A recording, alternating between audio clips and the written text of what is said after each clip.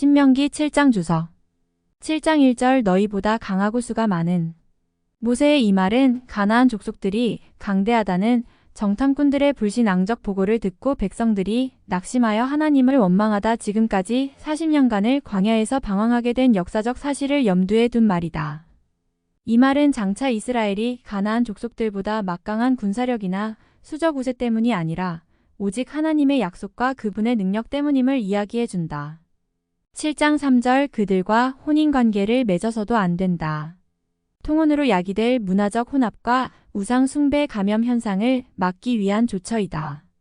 이는 이스라엘 민족의 여호와 신앙과 가나안 민족의 바알 신앙이 결코 혼합될 수 없는 것임을 강력히 시사한다.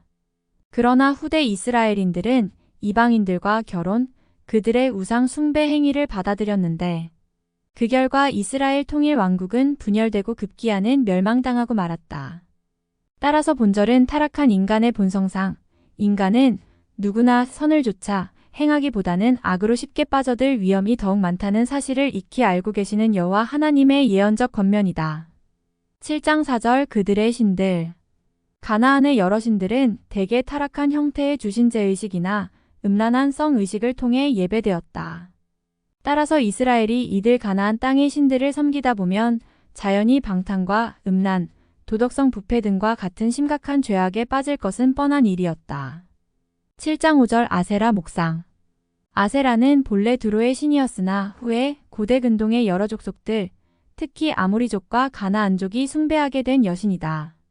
가나안 최고의 신 엘의 아내이자 풍요와 다산의 신 바알의 모신이기도 한 아세라는 성교와 전쟁의 신인데 아낫, 아스다롯과 더불어 가나안의 3대 여신 중 하나로 꼽힌다. 아세라는 주로 나무에 그 상을 새겼으므로 단순히 목상으로만 불리우기도 하였다. 7장 9절 천대에 이르기까지. 여호와 하나님의 신실성에 근거하여 언약 이행의 확실성과 불변성 그리고 지속성을 강조하는 표현이다. 7장 10절 당장에. 원어 엘 파나오는 엘. 무엇에 관하여와 파네. 앞쪽에가 합쳐진 말로 곧 그들의 면전에서라는 뜻이다. 그러나 벌게이트역은 이를 한글개역 성경과 마찬가지로 즉석에서로, 탈구역은 생전해로 각기 번역하고 있다. 또한 학자들 간에도 견해를 달리하여 랑게는 저희 각자에게로, 칼빈은 공공연하게로 번역하고 있다.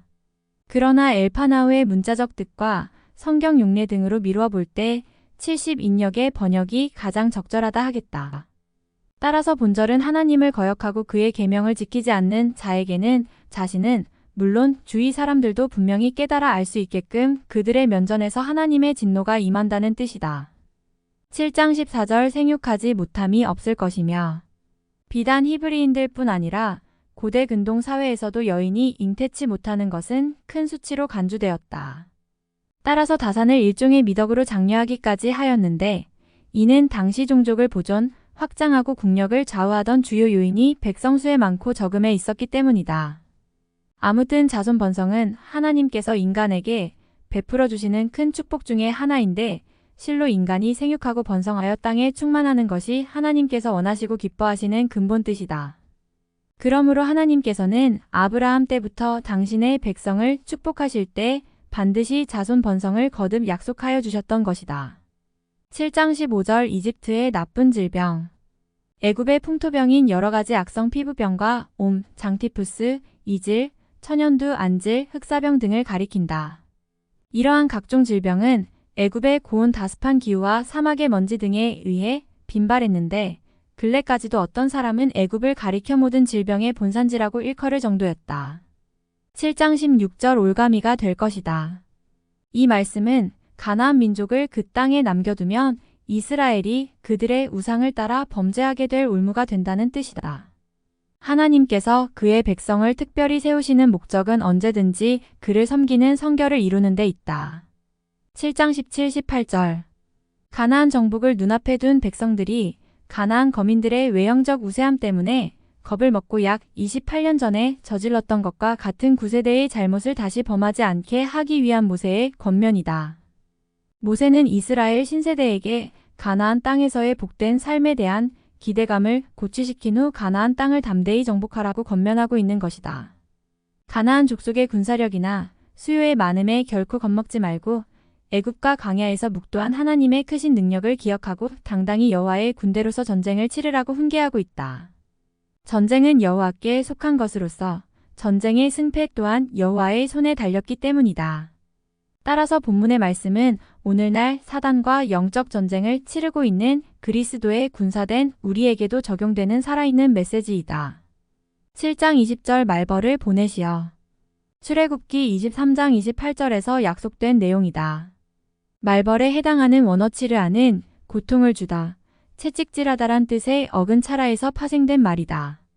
이것이 뜻하는 의미에 관하여서는 여러 견해가 있다. 1. 실제로 팔레스틴에 자생했던 독한 말벌을 가리킨다. 2. 자연적인 재해를 가리킨다. 3. 하나님의 특별 섭리로 인한 초자연적 재해를 가리킨다. 4.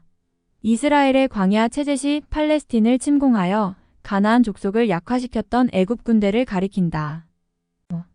과거 출애굽 사건 및 최근 헤스본 왕 시온과 바산 왕 옥의 정복 사건으로 말미암아 가나안 족속들에게 심겨진 심한 공포심을 가리킨다. 이상과 같은 견해들 중 어느 것이 가장 타당한 것인지를 가려내기란 매우 힘들다. 우리는 여기서 말벌을 혹은 간접으로 영향을 끼쳤던 하나님의 모든 도움을 가리키는 은유적 표현으로 이해하는 것이 가장 무난할 것 같다. 7장 22절 차츰차츰 쫓아내실 것이다.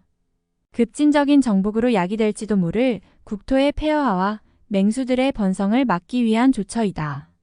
이러한 하나님의 명령에는 남아있는 가나안 족속들을 사용하여 이스라엘의 여호와 유일 신앙을 시험하려는 목적도 내포되어 있다. 7장 24절 그 이름을 하늘 아래에서 없애버려 아무도 기억하지 못하게. 고대 세계에 있어서 왕은 곧 국가였으며 왕의 이름은 그 종족과 시대를 대표하는 것이었다. 전쟁에서 왕의 전사는 바로 그 나라 전체의 패배를 의미하였는데 여기서도 가나안 왕들의 이름을 천하에서 도말하라는 것은 가나안 족속 전체를 철저히 멸망시키라는 뜻이다. 이는 이스라엘로 하여금 가나안 족속들의 죄악을 따르지 못하게 할 뿐 아니라 기억조차도 하지 못하게 하려는 목적 때문이었다. 7장 25-26절 이스라엘은 우상에 입혔던 은이나 금도 취하지 말아야 된다. 그것이 올가미가 되기 쉽기 때문이다. 올가미란 것은 진멸될 것을 취하는 자가 받을 벌을 가리킨다. 후일에 아간이 그런 화를 받았으니 그것이 한계의 신뢰이다. 이 부분 말씀은 우상을 극히 미워해야 될 것을 가르친다.